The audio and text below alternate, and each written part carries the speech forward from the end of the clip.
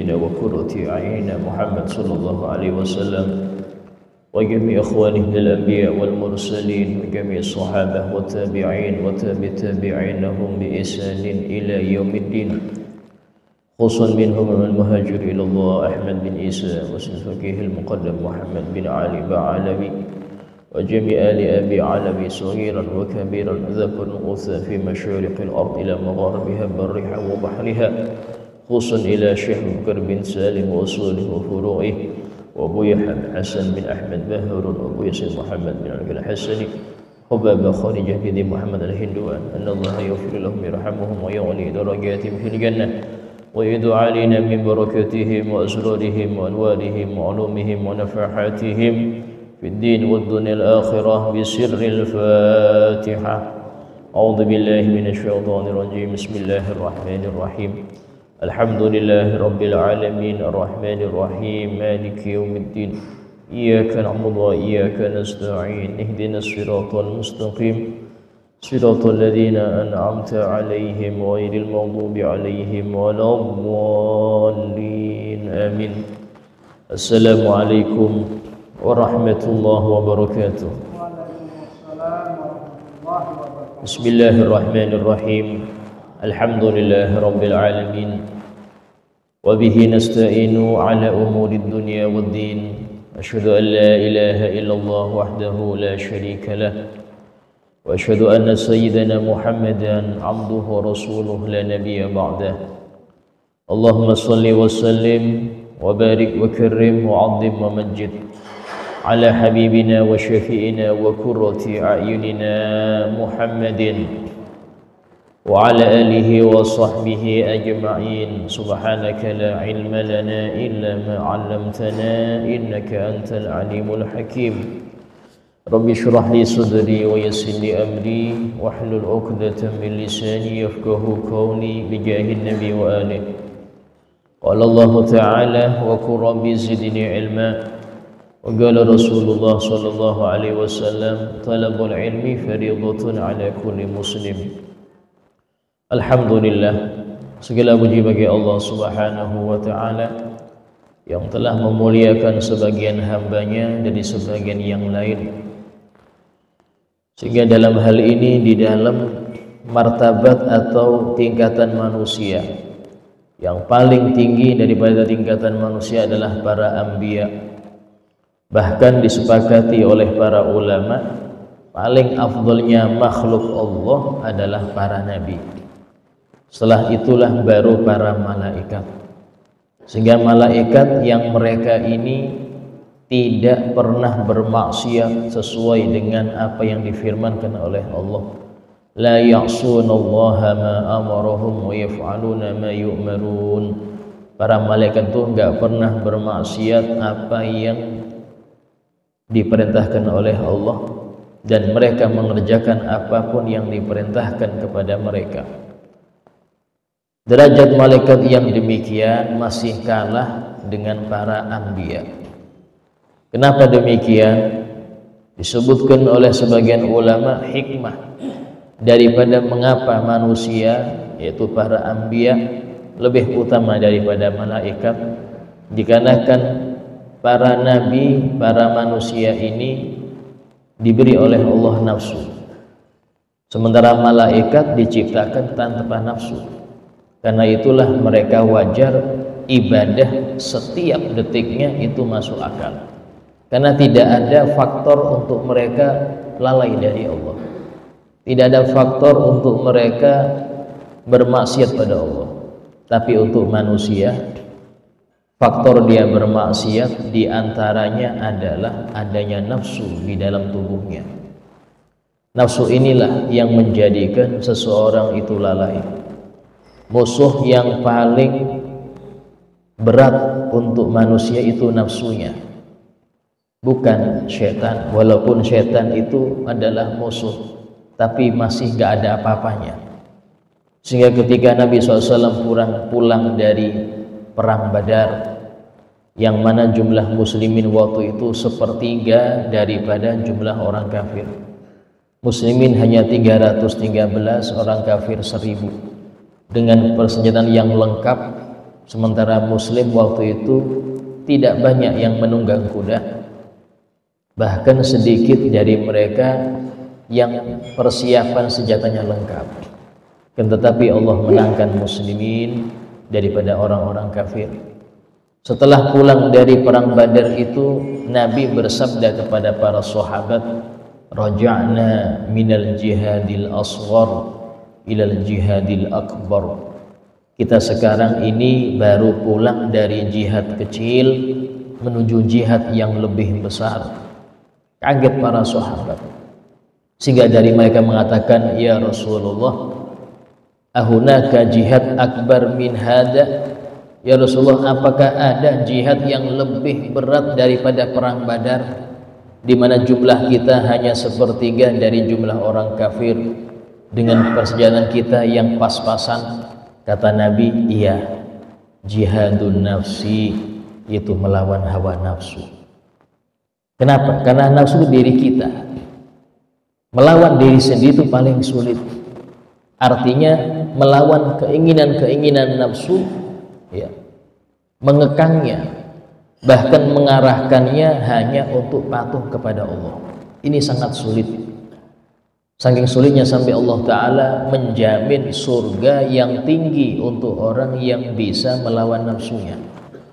Allah Ta'ala berfirman dalam Al-Quran, A'udhu billahi minasyaitonir rajim, wa amma man khafa maqama rabbihi wa nahan nafsa 'anil hawa fa innal jannata hiyal ma'wa. Barang siapa yang takut akan kedudukan Tuhannya dan dia mencegah nafsunya dari keinginan-keinginannya. Hawa nafsu itu keinginan nafsu. Wa nahan nafsa 'anil hawa, dia mencegah nafsunya untuk menuruti keinginan-keinginannya. Fa innal jannata hiyal ma'wa, sesungguhnya surga adalah tempat dia. Di sini enggak cukup hanya banyak ibadah, enggak cukup hanya banyak wirid, tapi yang paling berat adalah menahan hawa nafsu. Itu yang paling berat. Kenapa? Karena nafsu pasti mengajak kepada keburukan. Disebutkan dalam surah Yusuf juz ke-13, Allah Ta'ala menceritakan ucapan Nabi Yusuf yang beliau mengatakan, wa ma ubarri'u nafsi inna nafsa la'ammaratun bisu' illa man rahima rabbi. Kata beliau Nabi Yusuf, aku tidak akan membebaskan sebentar pun nafsu. Aku kekang terus dia, aku paksa dia untuk patuh kepada Allah. Inna nafsa la'ammaratun bisu', karena nafsu itu sering menyuruh kepada keburukan. Nafsu itu nyuruh kita malas, nyuruh kita menunda amal, nyuruh kita serakah akan dunia, nyuruh kita untuk pelit, nyuruh kita untuk merasa lebih tinggi dari yang lain. Itu nafsu. Merasa kita ini gak ada duanya, itu nafsu. Bahkan pengen memonopoli semua. Kalau bisa yang paling kaya segerogot saya ya. Itu nafsu. Nah, mengekang nafsu ini berat, Pak, karena dia keinginan kita. Sehingga dalam suatu hadis Nabi SAW bersabda, la yu'minu ahadukum, tidak dianggap beriman salah seorang dari kalian, hatta yakuna hawahu taba'an lima ji'tu bih, sampai hawa nafsunya nurut patuh dengan syariat yang aku bawa. Nafsunya nurut patuh dengan syariat yang dibawa oleh Nabi, baru di sini dia beriman benar. Karena itulah tugas utama setiap dari kita adalah jihadun nafsi, melawan hawa nafsu. Dan para nabi sudah selesai dalam hal itu. Itulah yang menjadikan mereka ini mengungguli malaikat. Mereka bisa istiqomah dalam taat, istiqomah dalam meninggalkan maksiat, padahal nafsunya ada. Sementara malaikat wajar istiqomah taat, gak ada nafsu. Tapi manusia ada nafsu. Di sini orang yang mengekang nafsunya, maka dia cepat untuk naik ke derajat yang lebih tinggi, cepat untuk mendapatkan mahabbat Allah, cinta Allah kepada dia. Alhamdulillah. Dalam kajian melanjutkan kita kepada kajian tentang nubuwah, kenabian, iman kepada nabi-nabi Allah, yang mana kita sampai pembahasan kepada sifat-sifat wajib bagi para nabi, yaitu yang nomor 3. Yang nomor pertama siddiq, kemarin telah kita bahas. Kemudian at-tabligh, menyampaikan, itu juga sudah kita jelaskan. Yang ketiga al-amanah. Al-amanah ini punya 2 makna. Makna pertama sama dengan tabligh. Apa itu? Amanah, dia menyampaikan apa yang sudah diperintahkan oleh Allah, sehingga mustahil untuk khianat. Mustahil nabi itu khianat. Itu makna yang pertama. Makna yang kedua, amanah itu udah kata aman, artinya terjaga. Dari apa? Dari maksiat. Allah Ta'ala berfirman, wallahu ya'simuka minan nas, dan Allah menjaga engkau ya Muhammad dari gangguan setiap manusia.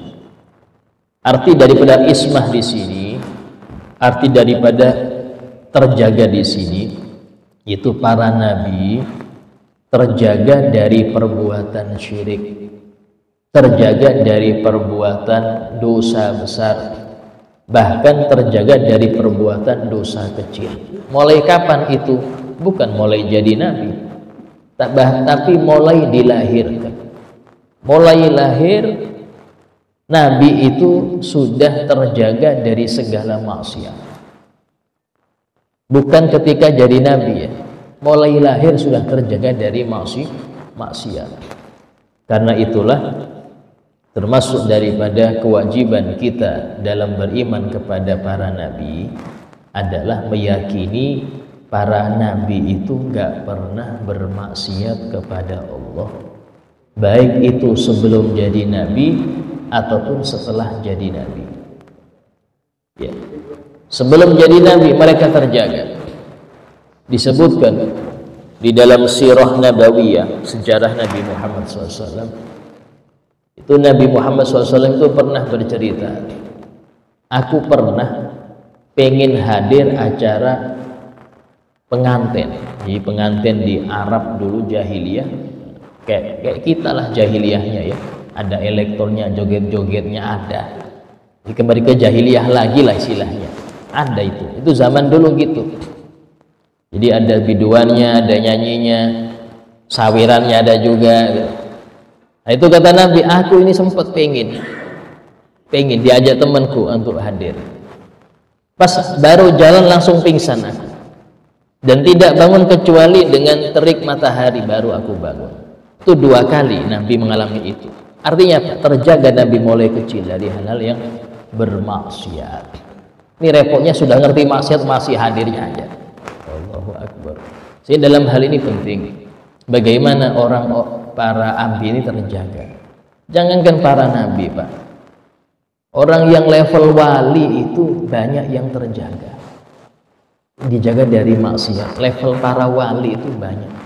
Disebutkan Imam Ibn Ujail, Ahmad bin Isa bin Ujail, itu beliau itu dalam biografinya disebutkan tidak pernah terlintas pengen melakukan yang makruh.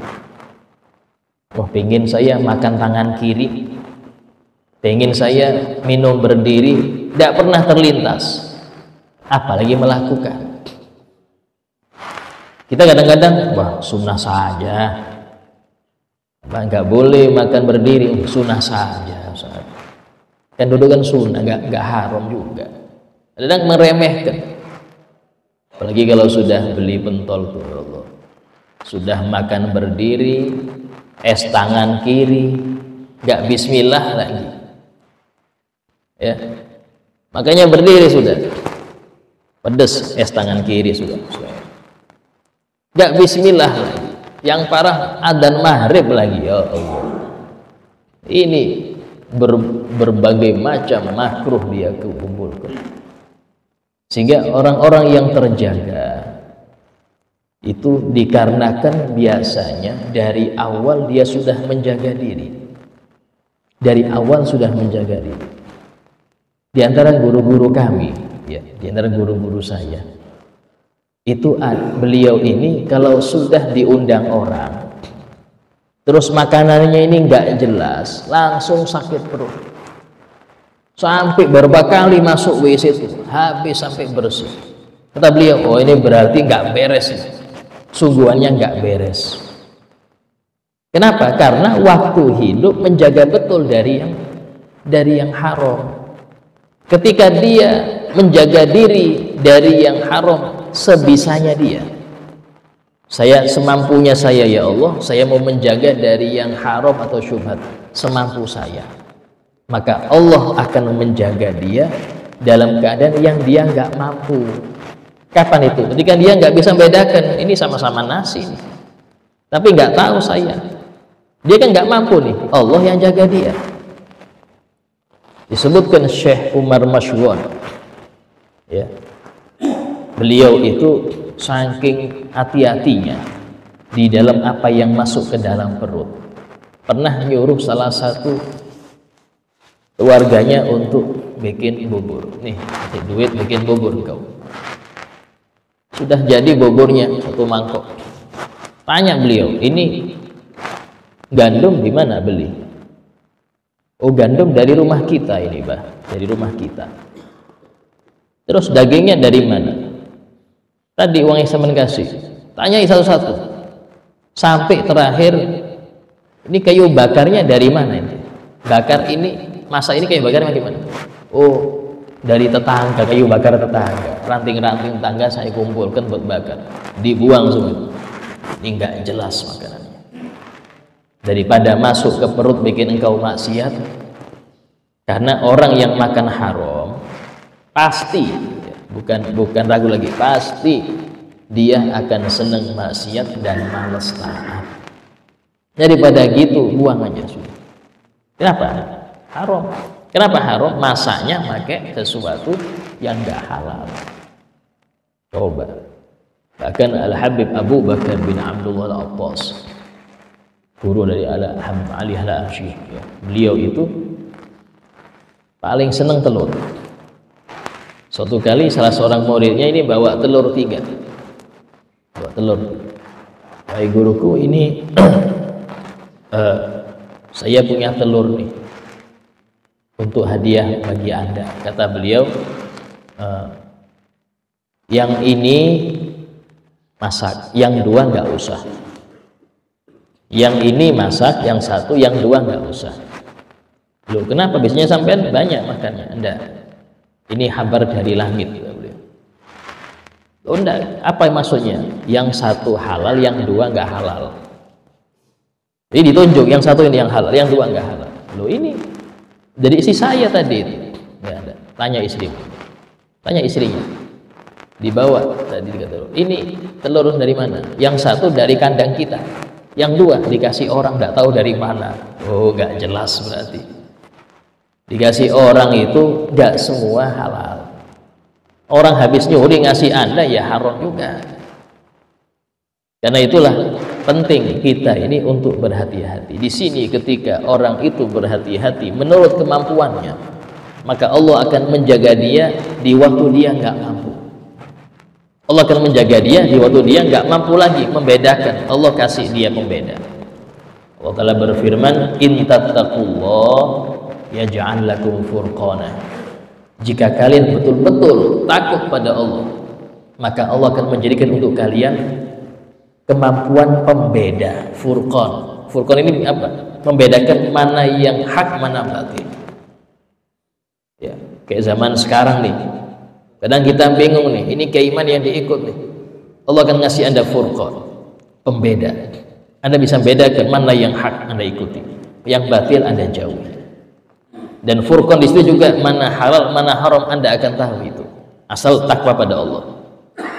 Asal takwa pada Allah. Kalau takwa pada Allah pasti dikasih furqan oleh Allah. Nah, para anbiya itu mereka penjagaannya dari maksiat sangat besar. Ya. Sehingga perbedaan nabi dengan wali di sini. Kalau nabi itu maksum, maksum itu terjaga dari maksiat secara pasti. Artinya mustahil mereka itu maksiat. Kalau para wali, para aulia Allah yang disebutkan oleh Allah Ta'ala dalam Al-Quran, ala inna awliya Allahi la khawfun alaihim wa lahum yahzanun alladzina amanu wa kanu yattaqun. Tahuilah para wali-wali Allah itu mereka tidak ada rasa takut kepada dunia, wa lahum yahzanun, dan mereka tidak akan pernah sedih karena ketinggalan duniawi, tidak pernah. Siapa mereka itu? Mereka lah orang-orang yang beriman dan dalam keadaan bertakwa. Mereka ini orang-orang yang beriman dan bertakwa. Itu yang dimaksud para aulia. Ya. Nah, para wali itu mahfud. Mahfud itu terjaga. Bedanya apa Ustaz? Mahfud sama maksum. Kalau mahfud bisa dimungkinkan terjadi maksiat. Kalau maksum mustahil terjadi maksiat. Kalau wali dimungkinkan, tapi kecil, dimungkinkan, bukan mustahil mereka itu ada maksiatnya. Bahkan banyak sebagian wali-wali besar itu yang dulunya ini orang yang punya masa kelam. Wali-wali besar, pimpinan-pimpinan para aulia, dulunya sebelum jadi wali ada masa kelamnya. Kalau Nabi nggak ada masa kelam, karena mereka mulai bayi sudah terjaga. Para Nabi mulai bayi sudah terjaga dari maksiat. Kalau wali, ada sebagian mereka itu yang ada masa kelamnya, pernah jadi ahli maksiat. Contoh Imam Fudail bin Iyad radhiyallahu anhu. Imam Fudail bin Iyad ini dulunya itu adalah seorang ketua perampok. Ketuanya, bukan perampoknya, ketua perampok. Suatu kali beliau itu ada kabar dari anak buahnya, tuh ada anak yatim, orang tuanya baru meninggal dua-duanya, hartanya banyak, ya, sudah sikat situ. Nah, beliau naik awal, malam naik. Pas naik itu subhanallah, ini sebab hidayah. Disebutkan beliau itu mendengar si anak tadi membaca Quran, ayat alam ya'ni lil ladzina amanu an takhsha'a qulubuhum li dzikrillah.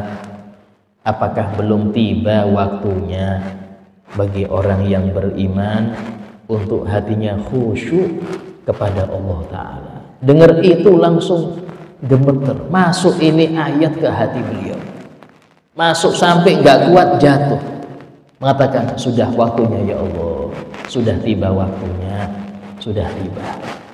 Langsung berubah, sampai beliau umumkan itu di jalan-jalan yang pernah dulu dirampok oleh Fudail bin Iyad, ngambil hartanya kepada dia, ngambil hartanya, silahkan. Beliau nggak pernah bunuh, cuman ngambil barang aja, dibalikin semua, yang punya beliau nggak ada, diutang, bayar sampai beres semua. Jadilah beliau seorang wali dari Allah. Belajar Pak, tapi belajar, tobat itu belajar, gak langsung wiritan, tidak. Gurunya banyak, guru beliau itu banyak. Seperti ini tidak mustahil, tidak mustahil. Seseorang yang dulunya bejat terus menjadi orang yang ahli taat, gak mustahil. Kenapa? Anugerah Allah sangat besar. Bahkan disebutkan man atallaha masyian atallah ilaihi harwalah. Barang siapa yang datang kepada Allah dengan berjalan, maka Allah akan menghampiri dia dengan lari. Artinya Anda bertobat sedikit, Allah terima banyak. Anda sedikit tobatnya, wis mulai aja sudah. Tuh, malam ini mulai enggak judi online lagi sudah, enggak pinjol lagi sudah, tobat sudah saya. Itu Allah lebih senang dengan tobat Anda, dan Allah kasih Anda taufik untuk berbuat taat. Asal niat dari hati, niat betul dari hati. Sudah malam ini sudah saya tidak mau main kartu lagi sudah. Ini bulan Maulid nih. Allah akan gerakkan hati Anda untuk lebih taat, asal ada di hati sini niat untuk berubah. Di ahli neraka itu, kata ulama, yang masuk sana itu bukan pendosa, tapi orang yang nggak mau tobat, itu aja. Kalau dosa itu kita semua banyak dosa, Pak. Kita semua yang ahli masjid, ahli majelis itu nggak pernah lepas satu hari dari dosa. Cuman ada istighfar, ada tobat dia, ada nyesel dia.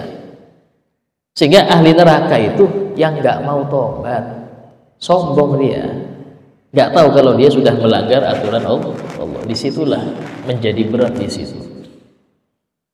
Nah, kemudian mustahil bagi para nabi itu bermaksiat karena mereka wajib terjaga. Yang keempat daripada sifat wajib nabi adalah al-fatanah, cerdas. Nabi itu wajib cerdas. Bahkan setiap nabi itu di masanya, orang yang paling cerdas di masanya itu para nabi-nabi. Yang paling kuat akalnya itu para nabi-nabi. Dan cerdas di sini bukan hanya cerdas imtak saja, cerdas rohani, tidak, tapi juga cerdas urusan duniawi. Para nabi itu cerdas juga urusan duniawi. Sehingga dalam hal ini Allah Ta'ala berfirman, wa tilka hujjatuna atainaha Ibrahim ala qaumih. Dan inilah dalil-dalil kami yang kami berikan Ibrahim untuk mendiamkan kaumnya. Disebutkan sebelum itu Nabi Ibrahim itu berbincang dengan kaumnya, dan beliau itu mengatakan, yang ini diabadikan dalam Al-Quran, falamma janna alaihi lailu ra'a kaukaba. Jika sudah malam, Ibrahim ini melihat bintang. Depan kaum yang ngomong ini, qala hada rabbi, oh ini mungkin Tuhanku, ini bintang nih. Sampai besok pagi hilang, bintangnya hilang.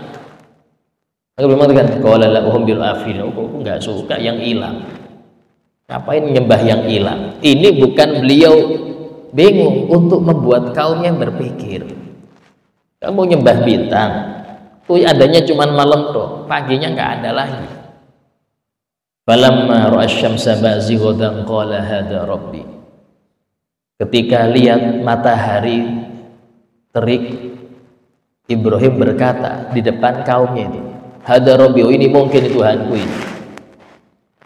Falamma afalat, ketika dia sudah nggak ada, maka Nabi Ibrahim itu mengatakan, oh ini juga nggak ada juga. Di sini kaumnya itu diajak Nabi Ibrahim untuk berpikir, yang kalian sembah ini sesuatu yang adanya sesekali, sesekali. Tapi sembahlah pencipta mereka. Siapa? Allah Subhanahu wa ta'ala. Contoh ketika Nabi Ibrahim, ketika orang-orang pemuda-pemuda itu ikut berburu di hari raya mereka, kecuali Nabi Ibrahim yang waktu itu bilang sakit. Kemarin pernah saya bahas itu. Nabi Ibrahim bilang sakit, bukan sakit beneran, tapi sakit hati. Lihat kaumnya itu musyrik. Itu beliau datang ke tempat berhala-berhala dan dipenggalin tuh, yang kecil-kecil dipenggalin, kapaknya dikasih tali, digantungkan di lehernya yang besar. Ketika datang orang-orang dari berburu, kaget melihat berhala ini kepalanya hilang semua, cuman satu yang disisakan, itu Hubal yang paling besar. Dan kagetnya lagi, di kepala Hubal, di lehernya ada kapak yang bergantung. Dicari siapa yang melakukan ini. Oh cuman satu yang nggak ikut, siapa? Ibrahim, panggil gitu. Maka ditanya oleh orang-orang yang ini banyak diabadikan dalam Al-Quran, a'anta fa'alta bi'alihatina ya Ibrahim, apakah kamu yang mengerjakan ini wahai Ibrahim? Ini Ibrahim, bal fa'alah kabiruhum hadha fas'aluhu in kanu yantiqun. Yang melakukan yang besar ini loh. Tanyai dia. Maka ketawa orang-orang, oh Ibrahim kamu ini kenapa tidak pinter-pinter? Ini batu, masa kita nanyain batu? Nah, biar ketawa lagi, iya, yang nggak pinter siapa? Sudah ngerti batu kenapa disembah? Langsung diem mereka ini, bingung juga, iya, yang nggak pinter siapa ini? Akhirnya karena nggak mau kalah, ya sudah bakar Ibrahim. Kalah. Ini kalau nggak cerdas nggak bisa, Pak. Kalau nggak cerdas nggak bisa. Kalau pakai dalil, mereka nggak percaya dalil, harus pakai sini. Karena itulah para nabi itu menjelaskan syariat itu karena mereka punya kecerdasan di atas rata-rata, di atas rata-rata. Dan yang perlu diketahui, kecerdasan itu tidak mesti harus bisa nulis, bisa baca. Mujizat Nabi kita Muhammad SAW, ya, Nabi kita Muhammad SAW itu adalah Al-Quran. Karena itulah Nabi digelari An-Nabiyil Ummi, Nabi yang nggak bisa baca tulis. Berarti nggak cerdas, Ustaz. Kata siapa? Kecerdasan itu tidak mengharuskan orang itu bisa baca tulis. Bahkan ketika Nabi SAW mendapat wahyu pertama kali di Gua Hira, Jibril mengatakan, Iqra, baca ya Muhammad. Kata Nabi, ma'an Nabi Qori, aku nggak bisa baca. Loh Ustaz, nggak bisa baca kenapa dibilang cerdas? Ingat, cerdas itu sudah saya bilang tidak bertentangan dengan nggak bisa baca nulis. Ya, para orang Mekah di masa Nabi itu cerdas-cerdas, Pak. Saking cerdasnya sampai mereka itu menghafal ribuan bahkan ratusan ribu ucapan Nabi itu di sini. Kalau nggak cerdas nggak bisa, Pak. Tapi orang-orang Mekah di masa itu banyak yang umi, bukan cuma Nabi kita aja. Banyak yang nggak bisa baca tulis. Cuman daya tangkapnya dan daya serapnya itu di rata-rata orang Mekah. Karena itulah hadis itu nyampe kepada kita. Itu karena cerdasnya mereka. Maaf, sampean yang di sini dengar pengajian saya minggu depan, ingat nggak? Atau yang kemarin yang saya bahas tentang ilmu itu ada 3 ilmu Nabi, masih ingat nggak? Bisa jabarkan nggak? Waduh, Ustaz, lupa lagi Ustaz. Ini sahabat puluhan tahun nyimpen hadis, puluhan tahun, karena Nabi melarang hadis itu ditulis di masa beliau. Takut kecampur Quran, disimpan sama sahabat di sini. Sehingga disebutkan Sayyidina Abu Hurairah itu sampai bisa nyetor hampir 6.000 hadis. Padahal masanya sangat jauh setelah wafat Nabi baru nyetor. Ini kalau nggak cerdas nggak bisa, Pak. Ya. Loh, terus apa hikmahnya Nabi itu ditakdirkan oleh Allah nggak bisa baca tulis? Karena mukjizat terbesar Nabi Muhammad Al-Quran. Kalau Nabi Muhammad bisa baca tulis, orang akan mengatakan Quran karangan Nabi, bukan wahyu. Ini karangan Rasul, ini karangan Muhammad aja ini. Dan sehingga dibuat oleh Allah Nabi itu nggak bisa baca tulis. Kenapa? Agar orang-orang bisa beriman ini Quran bukan karangan Muhammad. Sehingga mereka walaupun Nabi Muhammad itu nggak bisa baca tulis, toh dalam Al-Quran mereka sempat mengatakan gini, wa qalu asatirunal awwalina katabaha fayatumla alai bukratan wa asila. Dan mereka mengatakan, oh Quran ini adalah manuskrip-manuskrip orang terdahulu. Orang terdahulu yang dibacakan kepada Muhammad mulai pagi sampai siang, sehingga dia tulis lagi. Saking nggak percaya ya adalah kalam Allah Ta'ala. Tapi apa? Allah tantang akhirnya. Apa Allah bilang? Fa'tu bisuratin min misli. Ayo, bikin satu surat aja yang mirip dengan Quran. Wad'u syuhadakum min dunillah in kuntum shadiqin. Dan datangkan bantuan-bantuan selain Allah untuk bantu kalian bikin. Fa illam taf'alu walan taf'alu. Kalau kalian memang nggak bisa dan nggak mungkin bisa, fattaqun nar allati waquduha an-nas wal hijarah. Takutlah kalian dengan neraka yang bahan bakarnya adalah manusia dan berhala-berhala. Ini tantangan Allah dan nggak ada, Pak. Bahkan di masa Nabi itu banyak orang ahli syair, orang ahli di dalam menggubah punjaga-punjaga artu di masa Nabi banyak. Karena itulah Al-Quran dibuat seperti itu untuk mengalahkan kemampuan mereka di dalam membuat ini. Ada Musailimah Al-Kadzab, nabi palsu di masa Nabi. Dia bikin, oh saya bisa bikin surat fil katanya. Di Al-Quran ada surat fil, surat gajah. Oh, dia bisa juga dia bikin. Al-fil, wa ma adraka ma fil.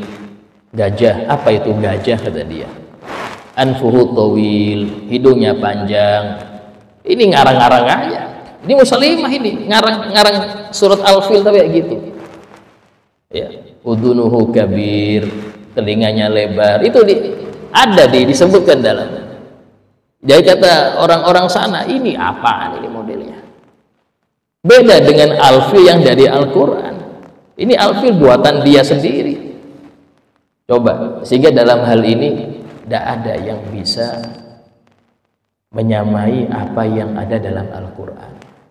Nah, berkat karena Nabi SAW mukjizat terbesarnya Al-Quran, sehingga dibuat Nabi itu la yaktub wa la yaqra, tidak bisa menulis, nggak bisa membaca.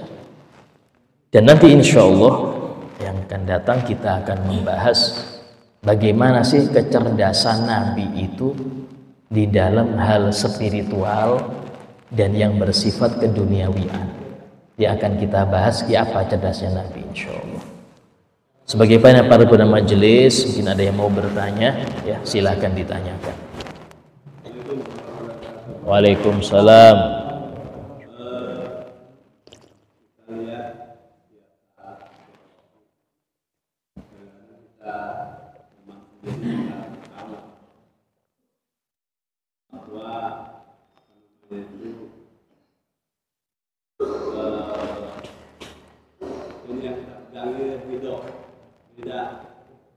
Itu kadang-kadang ditaruh di bawah. Jadi alasan teman saya itu karena di masjid ini banyak debunya gitu.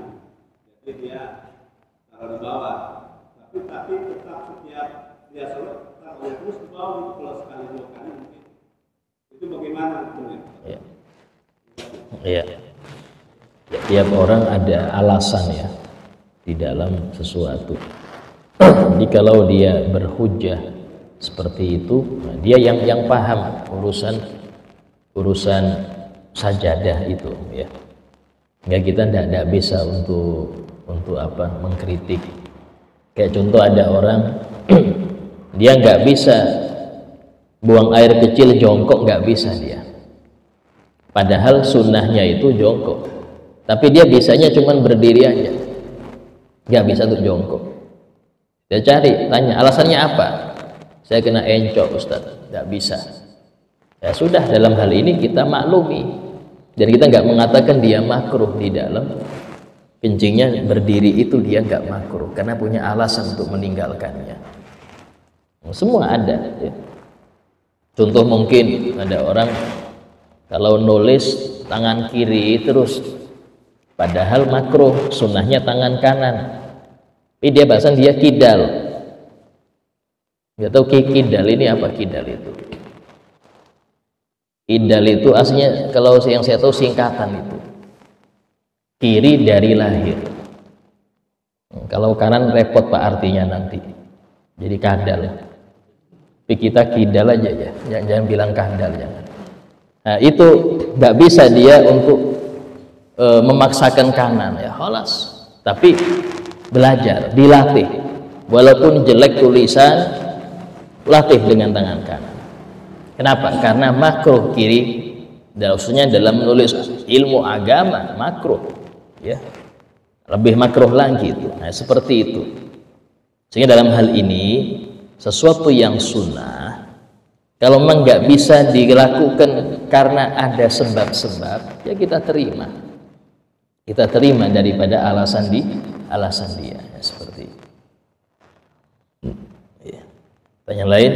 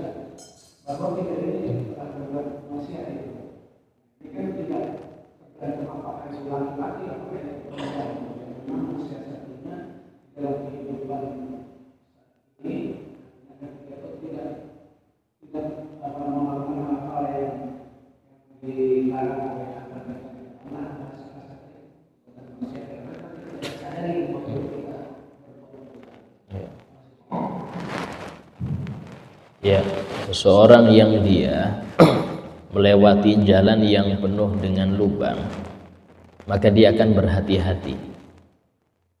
Dia tidak akan terburu-buru, tidak akan tergesa-gesa, dan dia akan mawas diri. Oh, ini hati-hati nih, ada jalan berlubang atau jalan berlubang. Pelan-pelan dia melangkah, ya, sampai dia ke tempat tujuan. Sebenarnya seperti itulah orang kalau dia ini mengerti ini maksiat, dia akan berhati-hati. Seumpama dia terperosok ke satu lubang, maka dia hendaknya jangan lama di situ.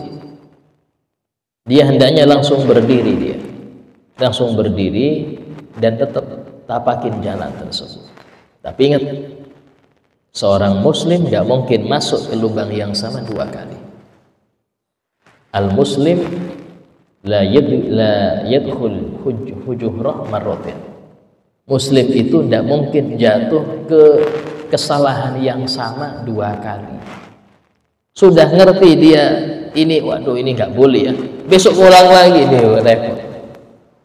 Nah, kenapa? Karena seorang muslim tadi itu dia pasti ngambil pelajaran, ngambil hikmah. Ya, dia ditelepon terus sama orang, ditagih terus, ini gara-gara pinjol nih saya, wis tobat sudah tobat, tahun depan pinjol lagi nih, ini berarti repot. Harus dia bisa ngambil di situ ibrohnya, ya. Dan mawas diri ini sampai akhir hayat, Pak, ya. Termasuk daripada cara kita untuk waspada, sering hadir majelis seperti ini, pengingat. Orang kalau nggak pernah diingatkan nggak akan ingat. Karena itulah Allah berfirman, fadzakir fa inna dzikra tanfa'ul mu'minin. Berilah peringatan, ajarkan, sebarkan ilmu, karena pengingat itu manfaat untuk orang beriman. Kadang-kadang kita, oh ini ada pengajian apa? Oh, pengajian sholat, oh saya sudah pintar sholat, ngapain hadir lah? Hadir aja. Orang itu ketika dia ngulangin ilmu itu tambah lekat. Jangan Anda menganggap sudah wudhu dari kecil, Ustaz ngapain hadir pengajian wudhu? Hadiri aja. Bisa jadi apa yang selama ini Anda anggap gak wajib itu wajib. Baru sadar, oh berarti kayak gini cara yang benar ya. Baru tahu saya tuh banyak kayak gitu sering. Kenapa demikian? Meremehkan, jangan. Ulama dulu itu ya seperti Imam Al-Muzani. Al-Muzani ini muridnya Imam Syafi'i. Beliau itu membaca kitab Ar-Risalah, kitab usul fikih karangan guru Imam Syafi'i, segini tebalnya Risalah. Itu selama semasa hidupnya itu membaca berulang-ulang 500 kali. Kita sekali hatam, oh selesai sudah hatam. Ini 500 kali diulang-ulang. Kita membaca Quran, ya, setahun mungkin ada yang nggak sampai 3 kali hatam setahun. Syukur-syukur kalau dia sampai 3 kali hatam, syukur-syukur. Bahkan ada yang Ramadan nggak hatam banyak. Ini Quran, kitabullah, ya, yang harusnya itu kita ulang-ulang terus. Nah, ilmu agama pun sama, peringatan pun sama, harus sering diulang-ulang. Lihat khotib itu diwajibkan setiap dia khutbah harus nyampaikan ittaqullah, takwalahkan kepada Allah. Kenapa? Karena memang ketakwaan itu ketika diingatkan sekali nanti lotor, ingatkan lagi terus sampai itu. Sampai kapan? Sampai Anda meninggal husnul khotimah. Tujuannya di situ. Meninggal husnul khotimah, selesai sudah. Tapi selama masih hidup, ya, tidak menjamin, oh ini sudah jadi Pak Yai, oh ini sudah orang ahli masjid 80 tahun nggak pernah keluar masjid, belum menjamin selamatnya dia selama masih hidup. Selama masih hidup masih bisa wafatnya itu su'ul khotimah, naudzubillah. Orang yang sudah dalam keadaan sholat tahiyat akhir belum tentu bisa sah sholatnya sebelum salam. Kalau dia sebelum salam buang angin, selesai, sudah wajib ulang lagi. Sudah mau salam buang angin, wudu lagi, nyulang lagi. Ini sholat bisa diulang. Kayak apa hidup? Hidup nggak bisa diulang lagi masalahnya. Hidup bisa diulang lagi. Karena itulah hati-hati dalam melangkah. Banyak orang yang kita elu-elukan, ini zaman sekarang kita perhatikan. Ini orang Masya Allah nih, tapi di akhir umur kok kayak gini modelnya. Kok dia ngeritik nasab, kok kritik ini. Akhirnya penyebab gak baik ini berarti. Allah tampakkan fitnah di waktu di akhir umurnya, itu yang repot. Sesuatu yang sudah disepakati ulama malah dia urus, dia tentang, repot. Ini tanda-tanda su'ul khotimah. Itu yang kita khawatirkan. Ya, mending hidup wis nggak jadi siapa-siapa, nggak jadi siapa-siapa, jadi orang biasa aja. Tapi selamat sampai wafat, itu yang kita cari. Daripada nyari viral tapi bikin rusak. Nyari viral bikin rusak. Ya terkenal, Fir'aun terkenal Pak, Fir'aun terkenal, Qarun terkenal, tapi terkenal apanya gitu loh. Jangan mencari terkenal sesuatu yang nggak baik. Wis cukup dikenal di Allah, oleh Allah, selesai sudah, nggak usah dikenal manusia. Kenapa? Karena berat. Orang nyari viral itu berat. Kenapa? Karena dia harus menampakkan sesuatu yang baik, yang bikin orang kagum terus, sehingga orang-orang terkagum dengan dia. Subscribe-nya banyak, macam-macam. Yang dicari itu. Kalau nyari kegaguman orang sulit Pak, hidup sampai nggak akan ikhlas. Kenapa? Anda berusaha baik di mata orang terus. Kapan di mata Allah Anda baik? Pertanyaan besar itu. Ya. Sehingga dalam hal ini sering-sering minta kepada Allah untuk dijauhi dari maksiat. Di antara doa para salafun saleh, Allahumma arhamni bitarkil ma'asi ma abqaitani. Ya Allah, rahmatilah aku, beri aku, sayangilah aku dengan aku meninggalkan maksiat selama aku masih hidup. Itu ulang-ulang terus.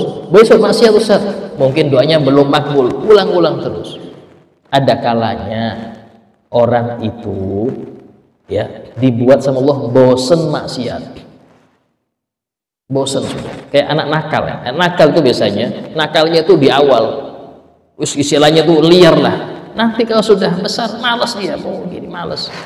Karena sudah capek maksiat. Itu beruntung. Orang yang dibuat capek maksiat sehingga dia wis nggak mau lagi. Saya mau pegang tasbih aja sudah. Capek sudah. Itu beruntung itu. Kadang-kadang orang dibuat nakal full.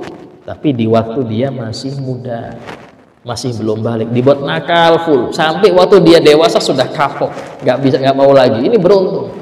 Yang parah nakalnya masa tua. Waktu masa tua tambah nakal, innalillah, ini tua-tua kelandi ngarannya. Makin tua makin jadi model gini, innauzubillah, jangan. Sehingga ini penting kita doa itu. Allahumma arhamni bitarkil ma'asi ma abqaitani. Ya Allah, rahmatilah aku dengan aku meninggalkan maksiat selama aku hidup. Bahkan di antara amaliyah para salafun saleh itu membaca bacaan yang dibaca setiap habis sholat Jumat. Apa itu? Allahumma kfini bihalalik an haramik. Ya Allah, cukupkan aku ini dengan perbuatan-perbuatan yang halal aja. Jangan sampai engkau arahkan ke yang haram, jangan. Itu doa besar itu Pak. Dibacanya jangan cuma waktu Jumat. Kalau bisa tiap hari ada doa itu. Ya Allah, cukupkan aku bihalalik an haramik. Artinya, ya Allah, kasih aku yang halal aja sudah rezeki, jangan yang haram. Kasih aku perbuatan yang halal aja, jangan ke yang haram, jangan. Itu Masya Allah, doa simpel tapi besar faedahnya. Ya, besar faedahnya. Usahakan Anda baca itu di waktu sujud Anda, habis sholat, baca. Kadang-kadang kita lihat di video nih, di HP, fulan korupsi, kita doa, ya Allah semoga yang halal aja dapat. Cukupkan kami dengan halal, jangan sampai kena yang haram. Karena mereka kenapa kalau ini? Karena nggak puas dengan yang halal, sehingga merasa kurang. Akhirnya yang haram diembat juga. Ini kita nggak sama Allah agar dicukupkan dengan yang halal. Ya. Dan semoga Allah Taala jadikan kita orang-orang yang istiqomah dalam jalannya, istiqomah di dalam meninggalkan kemaksiatan sampai ajal menjemput, sehingga kita mendapatkan husnul khotimah setelah panjang umur dan cukup amal kita untuk menghadap Allah Ta'ala. Ala hadiniyah wa kulli niyatin salihah wa ala man wa bi salafun salih. Al-Fatihah. A'udzubillahi minasyaitonir rajim. Bismillahirrahmanirrahim. Alhamdulillah rabbil alamin arrahmanir rahim maliki yaumiddin.